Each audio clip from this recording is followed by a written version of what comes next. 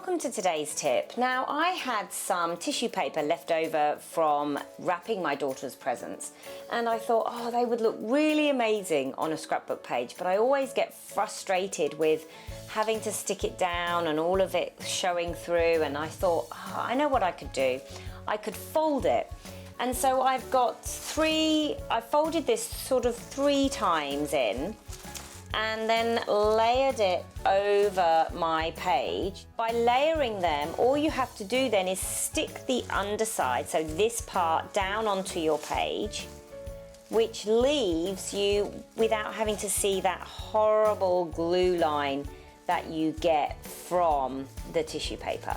Then what we can do, and the nice thing about having them all folded on your page like that, is that you can then start sort of tucking in your embellishments as you go.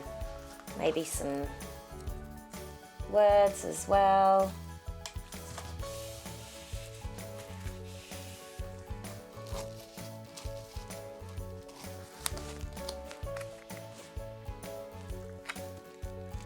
Okay, so as you can see, I've switched out the background here just to really bring out those colours. I've added some embellishments from this lovely sheet that I've got here, and all it needs now is a lovely photograph to go in the middle. Now, because it's so bright, I would probably go for a black and white, but you might have a really lovely underwater photograph to add to some of these types of colours.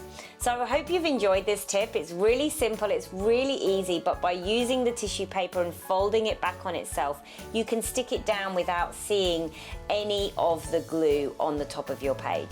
I hope you've enjoyed this tip, and I look forward to seeing you next time.